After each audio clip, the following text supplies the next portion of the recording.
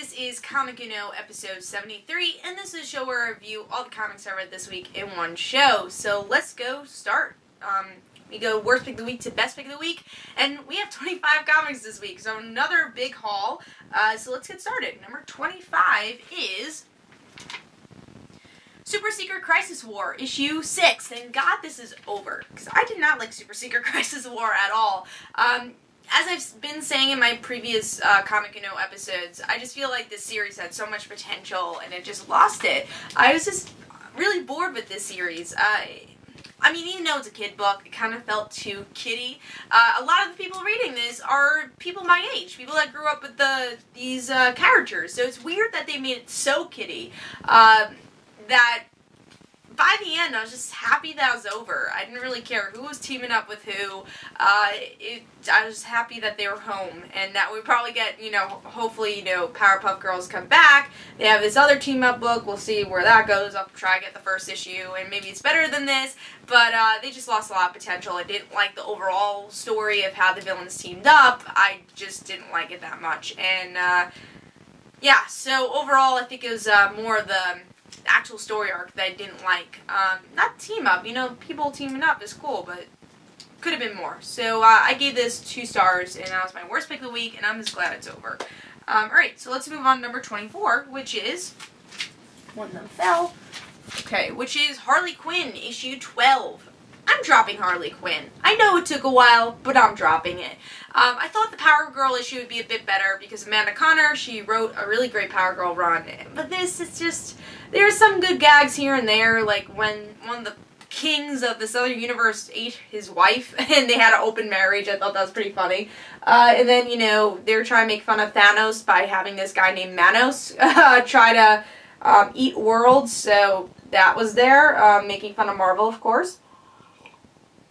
But overall, you know, there was just a lot of dialogue. I was a bit bored. I didn't really care that they were in this universe. I don't understand when Power Girl and Harley Quinn decided to team up. I remember when Power Girl fell, but I don't remember when they decided to team up at all here. Yeah, I really don't. I'm trying to think about it. I don't remember when they teamed up. So, yeah, overall, I was just kind of bored by it. And I think there's worse issues of Harley Quinn than there are good. So that's the point where I'm like, I should drop the series now. Maybe here and there, if there's like something that really catches my eye, I'll pick it up again, but I don't think it's worth picking up every month. As much as there's good gags here and there, the rest of the actual story is not that entertaining. They just put Harley Quinn in really weird situations and doesn't really build in her character. They just like put her in, it feels very Deadpool, honestly, and you know, I don't want to say childish, but a little childish, and yeah, I don't know, not a big fan. So I'm going to be dropping Harley Quinn for a little bit, for a little while. So that's number 24, and I gave Harley Quinn, I think, 2.5 stars. And also the art changed. It was only the regular artist for the last 2 pages, and that was a shame too. Yeah, I gave Harley Quinn 2 stars. And let me go back. Alright, so number 23 is Dark Shaman, issue 2. I'm really surprised how low this was, because this was my top 5 last month it came out. But this didn't impress me as much. I thought the art was a little lacking, a little simplified. You can see there's a lot of sketchy points, a lot of times that it felt very quick the way they did the art.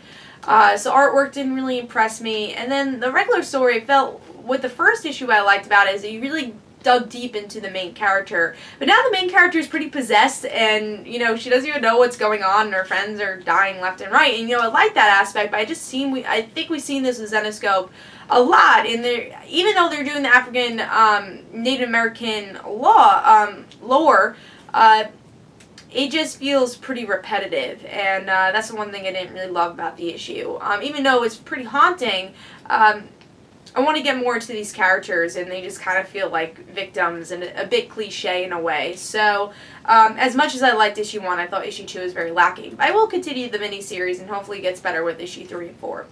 So, that was number 23.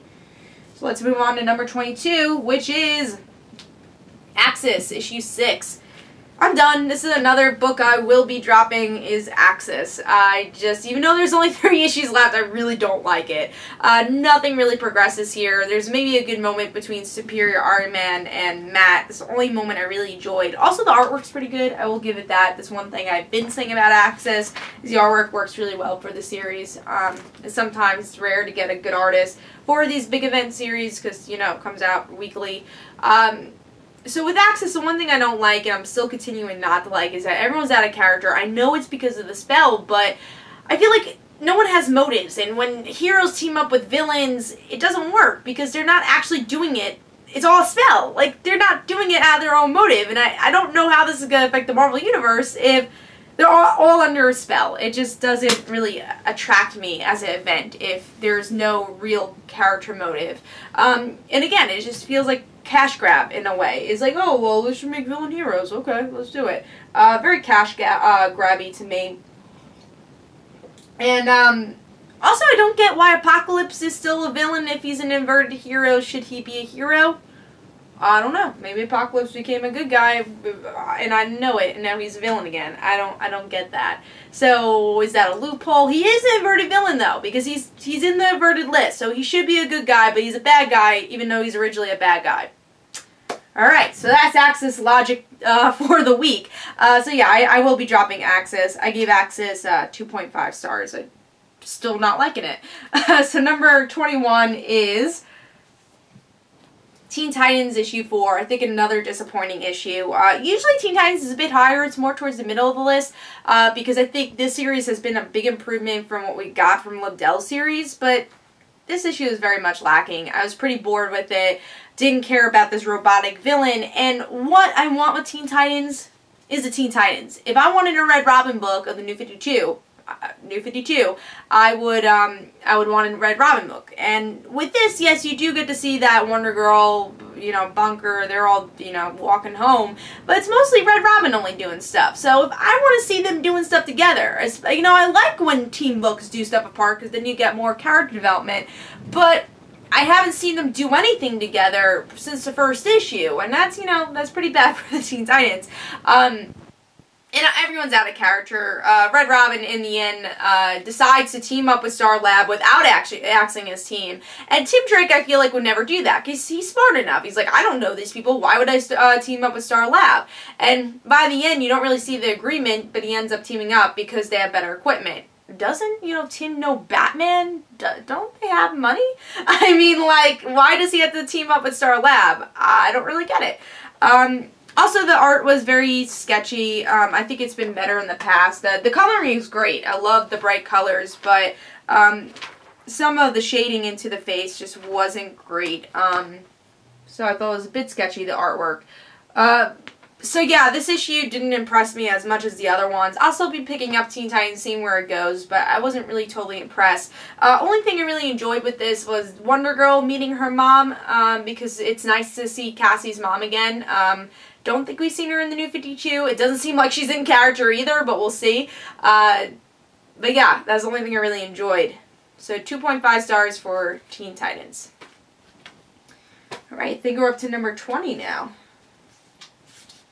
Yes, we are. Number 20 is Earth 2, World's End, issue 7. Lower than Futures End and Batman Eternal. I'm really surprised by this. It wasn't a bad issue. I just think the way they're outlining their story and the way that they tell, kind of like Futures End, where they tell like 5 stories in one issue. I would like to see instead just Huntress's story, or, you know, 2 stories. So you get to see Jimmy's story, Huntress, and the regular team. And then you bring Green Lantern in the next issue. I just think it's way too many stories in one, even though there's a really great Huntress story here. It only lasts about 3 pages, so you can't really rate the whole thing. So I did enjoy the Huntress stuff. I like that Huntress is very loyal to her friends, but this guy's like, well, you shouldn't be because they don't really care about you. And Huntress is like, well, you're gonna have to force me to switch sides. And it's like, well, I'm not gonna have to. I'm gonna make you see the true colors of your grandfather, your sister, pretty much. So I thought the Huntress stuff was really good, and I liked her in the last issue too. You know, Power Girl, Power Girl, Lois, they didn't really have much to do here, you know, Thomas Wayne, so that was a bit disappointing. Jimmy's story is progressing a bit more with Pandora's Box. Green Lantern, I like where his is going with his fiance coming back, and his fiance really not having that much emotion, so I like that story. But the other stories are kind of lacking. I really don't care about the World's Army that much, and I really don't care about the Furies. Don't care at all. You know, ending was a bit predictable. It's Apocalypse coming to destroy the world. We know that's going to happen because of Future's End, so I don't know if that's much of a cliffhanger. Artwork's pretty good in different spots. I do think it's a different artist for the different stories, but overall it's pretty consistent. I do like the Huntress artwork the best. I think they showed the emotion of her face the most. So as you can see, I was most impressed with Huntress's story, but the other stuff was okay. Just wasn't as good as World's End usually is. So I gave World's End 3 stars. It was an okay issue. Alright, let's move on to number 19, which is another series that is usually not this low. Invincible issue 115. This is normally always in my top 5, but I don't really care about Battle Beast and Thorg. This is just a battle. There's not much story going on. The artwork's beautiful, but it's 2 characters I don't really care about. Twog and, I can never say his name. It's Thorg, Twog, whatever.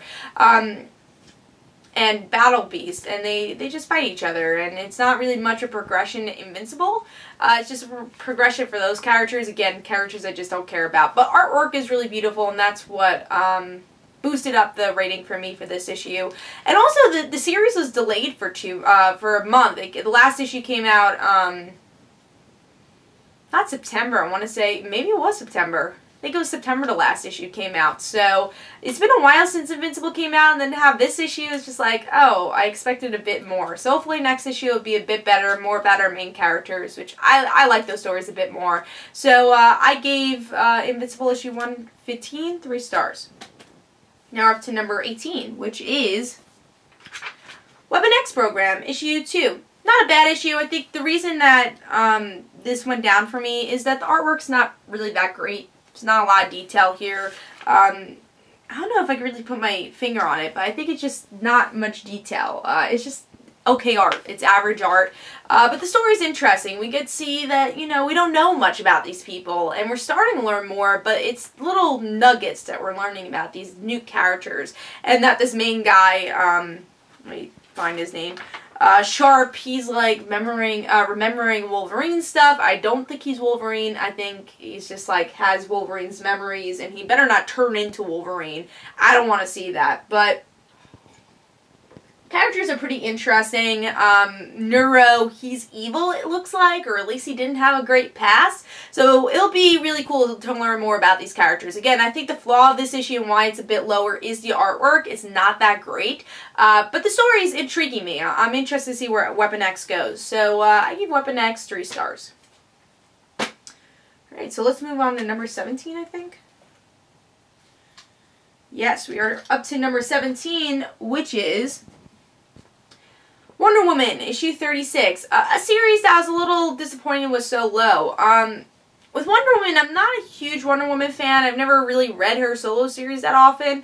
And when I did, it was always for another character, like maybe Cassie was in it or something. And I've always been a big Wonder Girl fan, but just never Wonder Woman. I've always read her more teen books than her solo series, and I didn't really want to read the other solo series because it's more about the Greek gods. I didn't really want to read that, and I've heard mixed opinions about the series. So, you know, Meredith Finch and David Finch were jumping onto the series, and it seemed like it was going more of a pre-New 2 route in different ways, because it's very much what Wonder Woman's usually. Not about the Greek gods, but more about Wonder Woman.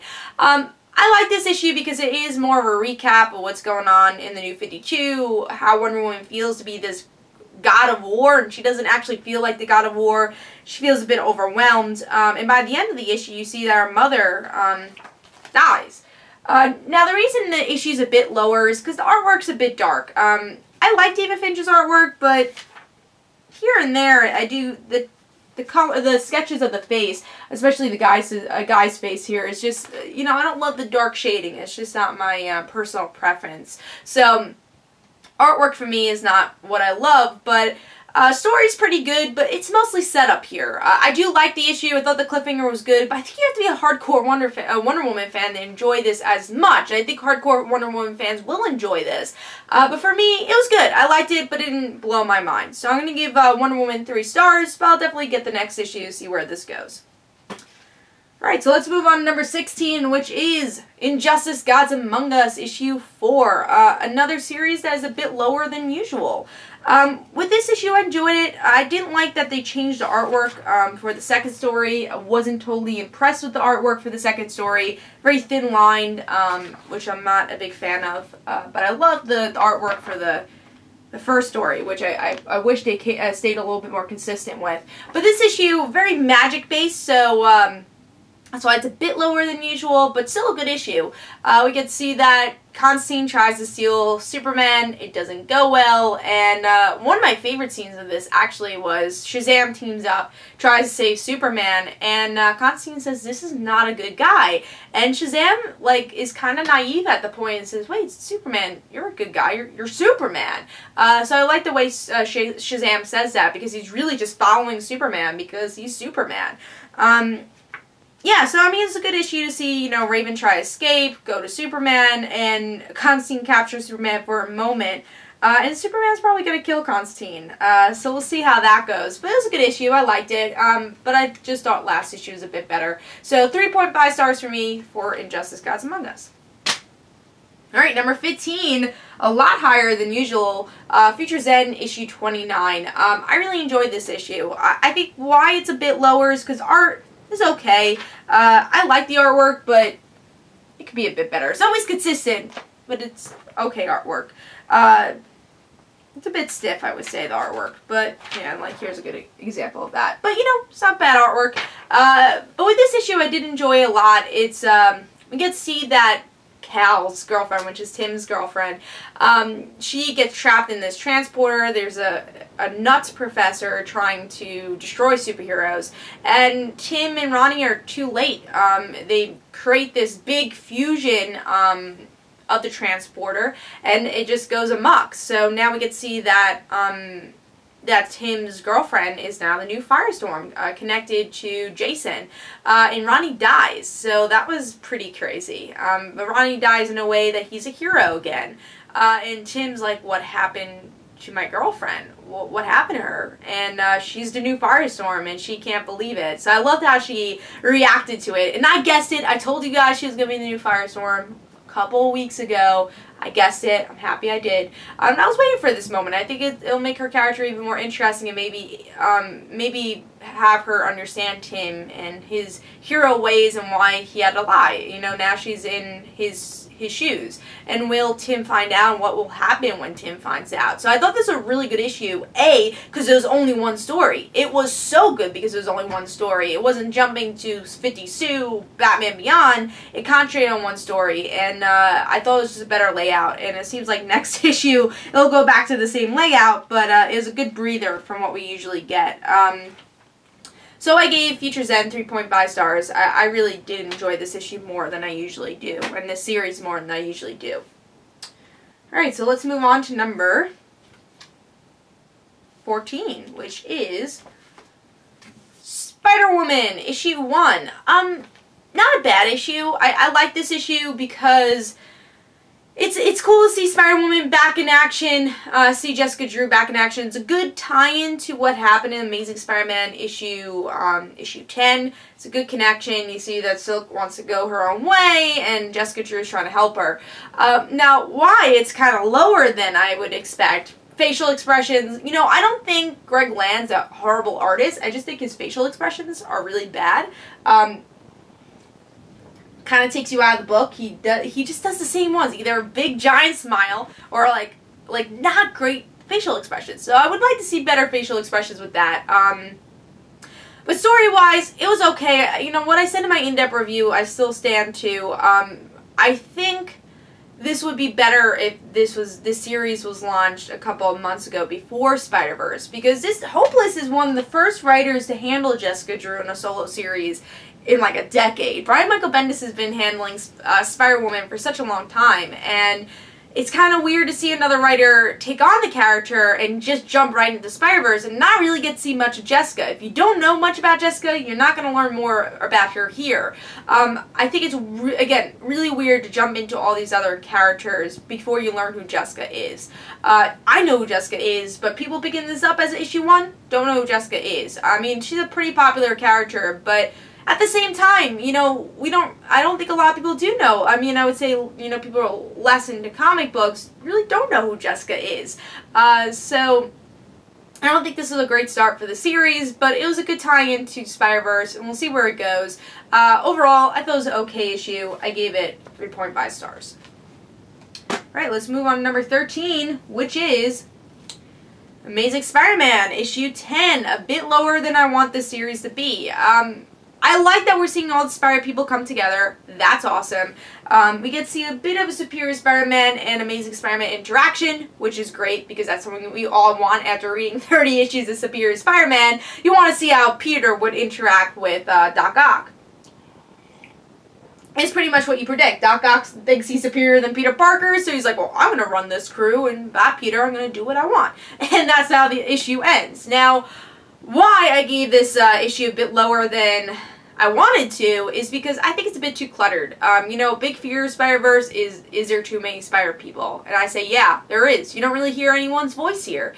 So you see your favorite Spider person. You might love, you know, Gwen Stacy, you know, Spider-Gwen, but she doesn't really say anything here, and she's a background character. She's like a cameo, and I think that's a hard thing of having hundreds of Spider people here, is that you don't really hear their voice. May was very out of character because you hear these one-liners from her, and pretty much by the end, Peter's like, stop. It's like, we don't want to hear you, pretty much. And I was like, whoa, you're taking it back from it, because May is just so out of character. And I explained more in my in-depth review why she is, so check out my in-depth review if you want more of an explanation about May. But overall, I think it's too many people in one book, and they need to separate them somehow if you want to progress the story, or else the story arc is going to be forever because there is no progression here. But artwork's really good. I enjoyed the artwork, and again, it's still interesting to see these Spider people together, and you know, as a Spider-Man fan, I like seeing that. So for me, I gave Amazing Spider-Man 3.5 stars, but it really does need to figure out how they're going to organize this a bit more and progress the storyline.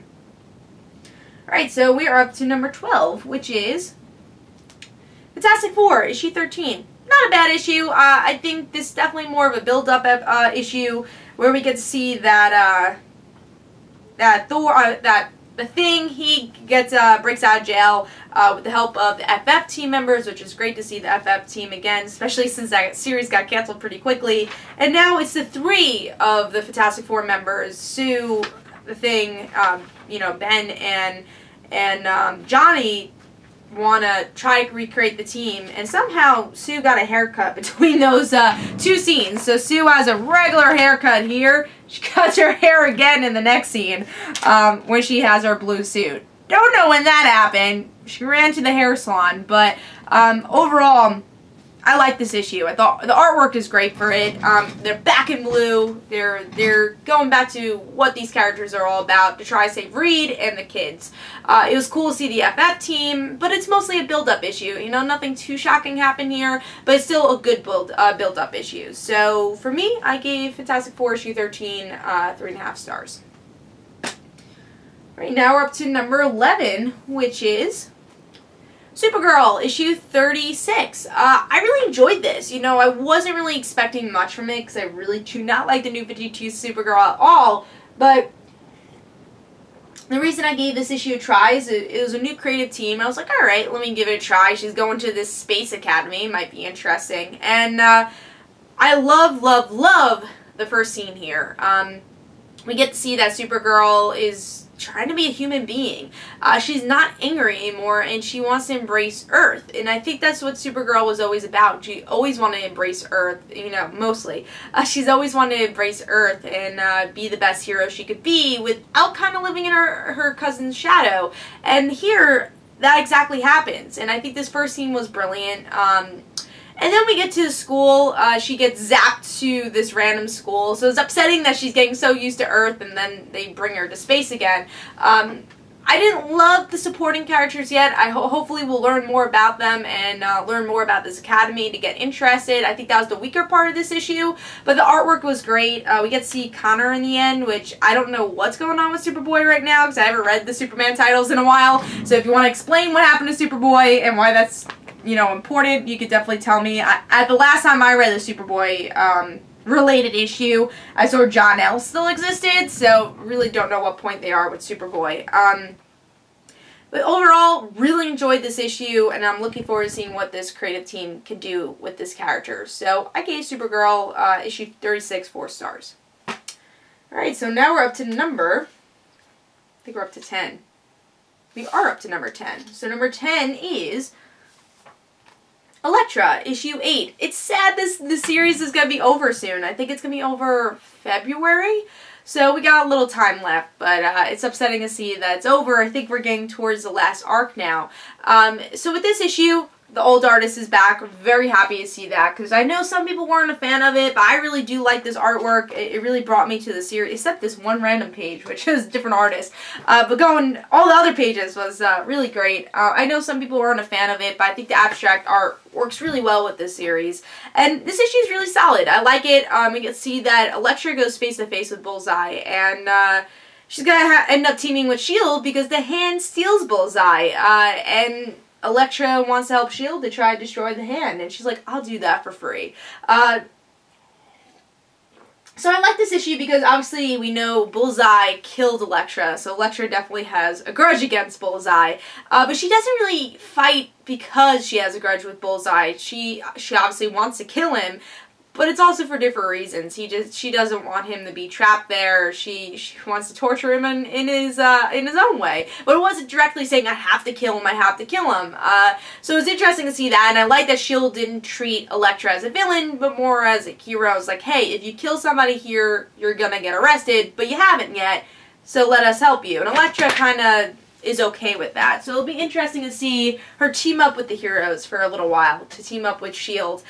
So overall, really solid issue, and I'm really excited to see where this goes. So Elektra, 4 stars.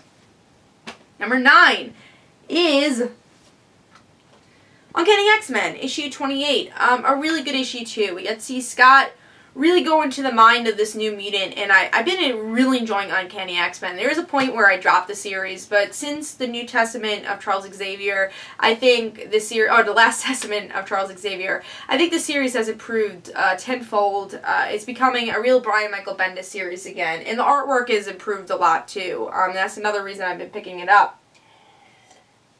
You get a lot of raw emotion with this series. Some of my favorite parts is Beast being very confused. You know, we have the Wolverine X-Men kids, and I still call them that, even though Wolverine's dead, but I still call it that. We get that school, and Beast saying we have to defeat Scott, but no one's teaming up with us. No one wants to help us. Even though we help everyone else, no one ever wants to team up with mutants, and Beast is kind of lost at that moment. And then Cyclops tries to bring this new mutant to him and try to help this new mutant in a Cyclops twisted way. And I think my favorite scene, besides that Beast scene, was Illyana, where, you know, Cyclops throughout the whole issue saying, this is my brother, we gotta help my brother. And Illyana says, I really hate that you're using that word because it sounds like brotherhood, and I don't want to be a part of that. So I think Illyana is trying to, you know, starting to push away from Cyclops. I think maybe it's because she's been hanging out with Kitty, and Kitty's been on the Uncanny X-Men, which we haven't seen her in this series at all. I have no idea what series she's in anymore, besides in the Star-Lord series. Who knows where she is, because the first class X-Men are in another universe. Uncanny X-Men, you haven't seen Kitty. She's not a Wolverine in the X-Men, so she's like kind of in limbo right now. Not Illyana's limbo, but just, you know, reference limbo. But yeah, so I really like where Illyana's character's thought was going. And then Magneto, who's the head of the Brotherhood, saying, hey, you know, I'm Magneto, I'm a new mutant, Cyclops, step away. Like, stop annoying this kid. And this is Magneto, the head of the Brotherhood, you know, kind of mutant terrorist at a point, saying that Cyclops is doing something wrong. So obviously Cyclops becoming the new Magneto, Magneto trying to be a hero. Some really great moments here, some great character moments, very solid issue, and I'm excited to see where the series goes. Again, I think the series has improved tenfold. Alright, number 8 is Guardians of the Galaxy, issue 21. Really solid issue. We get some Kitty scenes here, so this is the limbo that I'm talking about. I think Kitty and Star-Lord had a really great moment here, because I think Kitty in the Sam Humphries Star-Lord series is a bit, like, forced, honestly. I don't love their relationship there, but here it felt really good. You know, Star-Lord saying, hey, usually when I'm stressed, I hook up with other people, but I never really thought about that because I really like you. Instead, I called you. And I kind of like that scene. I thought that was really telling the Star-Lord's character and the way Kitty interacted with that. So I like that scene a lot, and I think it felt less forced than the other Kitty scenes in the Star-Lord series. There's some great Venom moments here. He can't control the Venom, and of course, this is going to go into the actual story arc where we're going to go to the Venom planet, and we get to see Groot Venom. I thought that was freaking awesome. Groot turns into Venom. That was an awesome cliffhanger.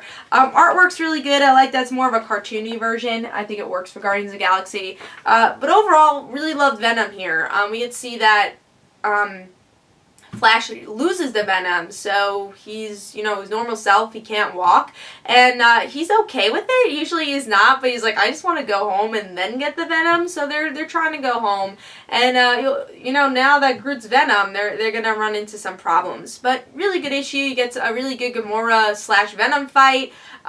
Really solid. I enjoyed this one a lot. So 4 stars for Guardians of the Galaxy. All right, number 7 is Batman Eternal, issue 33. Really enjoyed this issue. I thought it was a very solid issue. Artwork's really good. This is definitely the best style artwork for the series. What I liked here is that I really like Penny One. I like Alfred's daughter. I think she's been a really great addition. And you get into her head a little bit more here. She does not know tech stuff. She's been in this, in the Batcave doing tech stuff. She's like, I'm a field agent. Can you use me? And I like that she's a bit of a female version of Alfred, because she talks to Batman in a way she doesn't feel intimidated by Batman. She really says it straightforward, saying, hey, do you think you're doing the right thing? And it's very Alfred to do that. And, you know, Batman respects this girl because it is Alfred's daughter. So I really like her place in the series, and I hope they find a place for her, because I think she's been a cool addition to the Bat family. And at this point, yeah, she's, you know, experienced as a fighter, but Hush still finds her. So we'll see where that goes and how Alfred feels about that. But again, great artwork. I think this is a great development for Alfred's daughter, and we'll see where it goes. I thought this was a very solid issue, though. So Batman Eternal issue 33, I gave 4 stars. So let's move on to number 6, which is Justice League issue 36. A very solid issue. I wish it was a bit higher, even though it's pretty high on the list. I do wish it was a bit higher because I love this series, but it was mostly set up. Artwork was really great for the issue, as you can see here, even just to show the virus. I want to show you guys that. The detail they show for this Amazo virus is great here. So artwork's beautiful, but mostly a setup issue. It's showing what is this Amazo virus, if it makes people that aren't metahumans, but deathly sick. And the Justice League, most of the Justice League is dying because of this Amazo virus. So what they have to do is find Patient 1 and deal with all the Lex stuff later. So I really enjoyed this issue. It was a good setup issue. And we'll see where the Amazo virus goes. So I gave Justice League 4 stars. Alright, let's move on to number 5, which is Morning Glories, issue 42. Really enjoyed this issue. You get some great moments because you see a lot of the different characters. Mostly Morning Glories likes to concentrate on one character each issue. But with this, you get to see a lot of the older characters. Jade, she kind of runs away. She's in this dream. And Casey blames the school. It's like, where's my roommate? What did you do with her? So it's trying to find out where Jade is. I think Jade gets lost a lot in this series. You know, Casey axing around, and she still has, you know, in her head, should I run for president? The school's telling me to. This is my chance to meet the headmaster. Should I do it? Also, Hunter trying to figure out a way to get more information about the school. But what really made the issue for me was this last part of the issue where we get to see the regular school president. She's like, hey, I want to be school president because I know we were captured here, but I think we should make the most of it. This is our family. This is our home. And Casey runs in and says, hey, you know, I know you have an unopposing person, I'm going to be that opposing person because I know the school's hell and I want to meet the headmaster to kill him. And she says directly say that. It's like the reason people vote for you is because they're scared of you and they forget that they're scared of you. That's why they vote for you. So I thought that those two speeches were great. It made the issue. Artwork, as always, is amazing for Morning Glories. Love Joe Eisman's artwork and the realistic and very great facial expressions for the series. So great issue, especially that ending scene really made it for me. And it's great to see the regular Morning Glories crew again. And we'll see where it goes. So 4 stars for me for Morning Glories. Alright, number 4 is Daredevil, issue 10. I really enjoyed this issue. I think this issue could have been even higher. If it wasn't for the villains, I thought the villains were a bit lacking with the purple people, but finally that the purple people are over, and let me just say, artwork, beautiful. Love the artwork for the series. It's sad that Mark Waid's ending his run. I think February is the end of his run, or I think it may is the starting of the end of his run. I don't know, but he's ending his run very soon. I'm very upset about that, because Mark Waid's awesome on this series. And they just rebooted it, so why didn't they just finish up that last series if he wasn't going to be on this one for long? I don't know. But that's a whole nother discussion. But with this issue, purple people are okay villains, but what came from the purple people was what made this issue for me. Matt feeling depressed, and I love the way Mark Waid explains depression. I think he does it in such a great way that you feel for Daredevil a lot here, and what he's been through, and we all know that Matt's been through a lot of stuff, and he lies to why can't I think of her name right now, to Kristen McDuffie, his on-again, off-again girlfriend, who's also his, best friend, right next to Foggy, which we should see more Foggy. I think we're going to see more Foggy in the next issue. But yeah, Kristen, she's trying to comfort Matt and see something's wrong, and then Matt's like, nah, I'm fine, don't worry about it. And he knows he's not fine. He walks in, he's Matt, he walks in, gets ready, and then he goes in this fetal position. And it's like, oh my god, the emotion there. And then he realizes he's not fine. So he calls Kristen and says, hey, you know how I said I was fine? Not really. He's like, can you come over? I want to talk with you. And Kristen's like, I never left. Let's talk. And then he opens the door a crack. I thought those 2 pages just made the issue for me. It was such some great emotional impact with this issue. Now, the reason, again, it wasn't as high as I wanted it to be was the villains. I didn't really care about them, and that part of the story was a bit eh. But the rest of the issue was great, especially Kristen and Matt. It was just some great scenes there. So, 4 stars for me for Daredevil.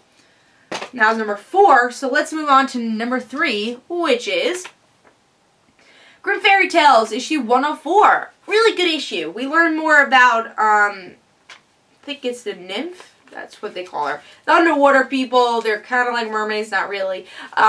They turn into water. I'm pretty sure they're called nymph. I don't know. I think they are. I hope I don't get that wrong. I read this issue a while ago. But I really enjoyed this issue.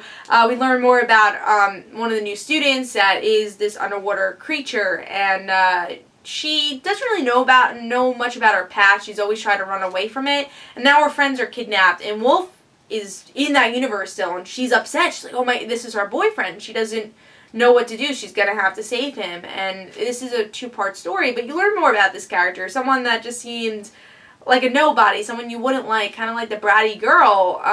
You really get to see why she's that way, and that she's different, and she doesn't really want to be different. That her father didn't really know what to do after she was different. The mother is against her because she wouldn't move to Neverland. So I really enjoyed this issue because you learn more about the character. Artwork's beautiful, and I just thought it was a really great, solid issue. So 4 stars for me. So let's move on to number 2, which is a new series. Synergy, issue 1. This really was an awesome series. I usually don't read these type of series.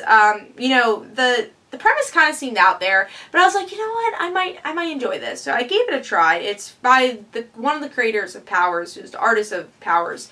And what this issue is about, this girl, she loses her virginity, she's going to college, and because she loses her virginity, she finds out her boyfriend's a monster. And the father, doesn't really care that she had sex, and he kind of does, but it's more that now he knows she's gonna be a monster hunter, and he's like pulling her away, so you can't go to college, we're gonna be monster hunters together. So it's a bit of a weird relationship between father and daughter, and I don't know if the mother knows. It doesn't seem like the mother knows about this monster world. It seems like that the father hypnotized her not to know. So it seems like a really interesting family dynamic comic. Artwork really fits the book a lot.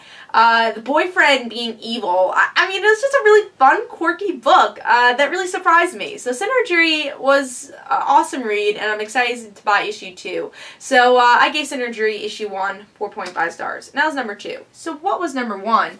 Was Revival, issue 25. I love this series. I think the story progresses so well with this series. Artwork's beautiful. And what I liked about this issue so much is there's, you know, a couple of things I like a lot about this issue. First, we get to see that the Revivers, they're going crazy. They think they're like the second coming. They think they're these religious people. And one person goes on the cross and says, oh, they start singing these religious songs. And the county does not know what to do with them. But the sheriff, who's Dana and M's father, is kind of like on the side of the Revivers, but I think after he sees this, I don't know what side he's going to be on.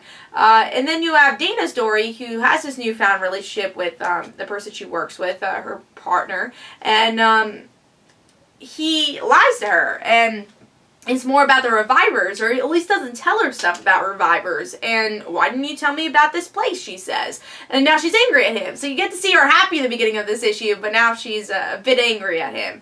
And then what I loved about this issue was M's story. M is pregnant, and being a Reviver and pregnant, we do not know what that means.